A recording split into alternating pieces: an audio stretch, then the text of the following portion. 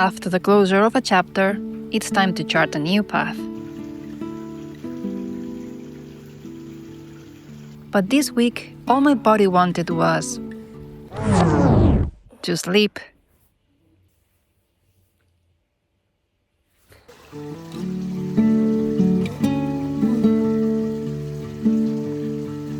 My last video was a deeply liberating, healing personal catharsis.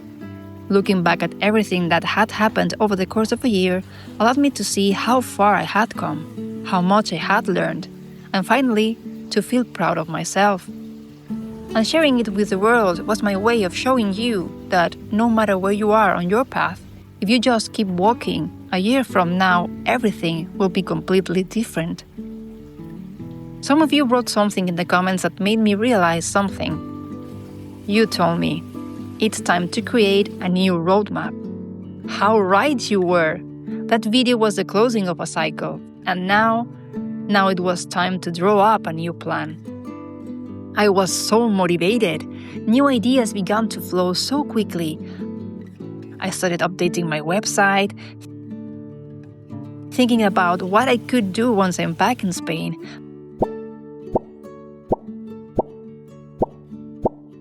I even got commissioned to design a new book cover. And most importantly, at last, I felt peace. I couldn't have been happier. But despite the high, the excitement, the drive, the other day I found myself walking down the street not wanting anyone to talk to me, with a body that felt deeply tired, just wishing I could throw myself into bed all day to watch movies and sleep. Why was I so exhausted if I was happy and full of motivation?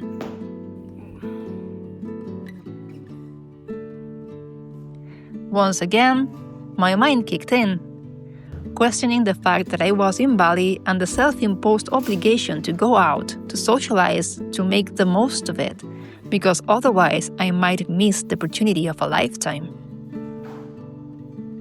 What nonsense! Because with that mindset and that level of exhaustion, how exactly was I supposed to seize this so-called opportunity of a lifetime, don't you think? Have you ever had that kind of fear of missing out thought? The truth is, my body just wanted to sleep, and my heart just wanted to curl up and watch movies. It was as if my mind was going 200 kilometers per hour and my body had the handbrake on.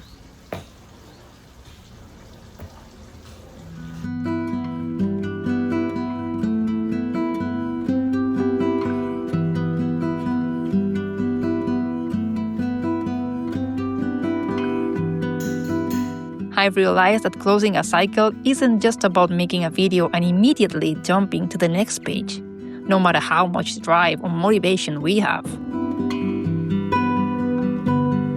Honoring the end of a chapter also means letting the body process it at its own pace, and once again listening to what it needs.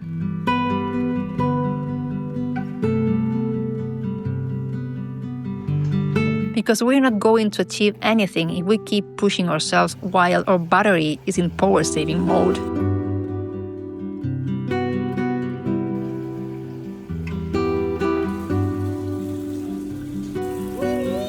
Hello, Mimi. How important it is to remember that slowing down does not mean wasting time, failing, or falling behind.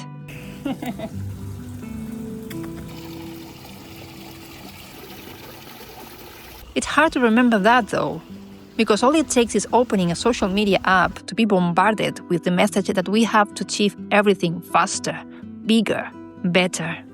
And if we can do all that while waking up at 5 a.m. and eating at our desk to save time, even better. Hello.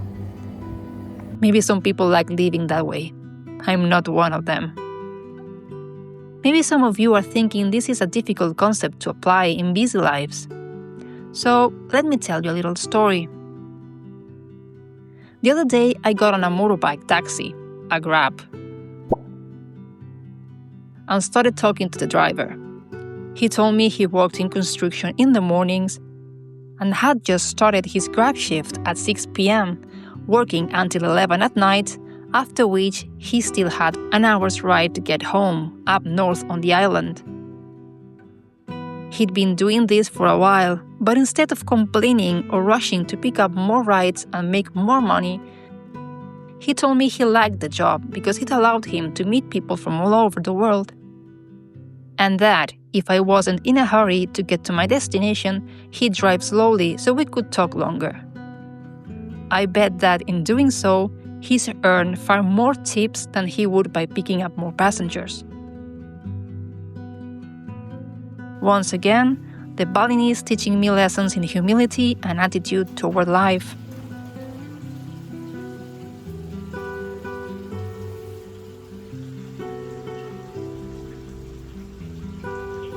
So this week, I've had to remind myself that it's possible to move forward without rushing.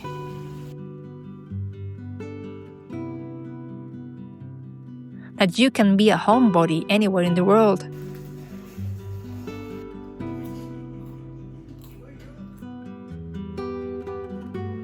That having a limited social battery means accepting that big crowds will drain it quickly.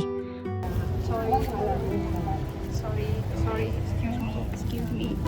And that you may need to recharge it alone or in good company. Thank you. Terima kasih.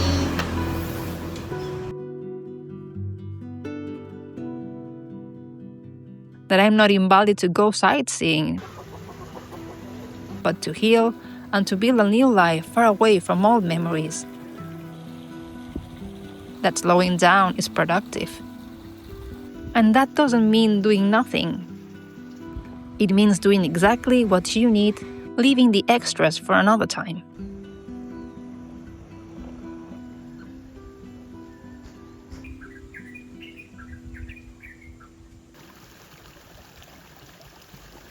I think we need to remind ourselves of the importance of slowing down as many times as our surroundings try to remind us to speed up, which, sadly, is quite a lot of times.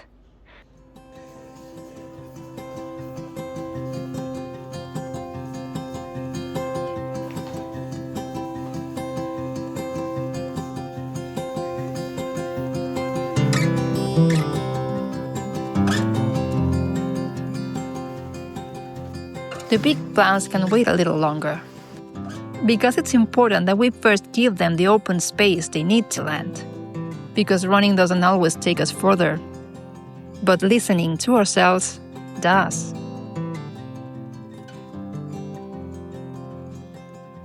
Now let me know about you.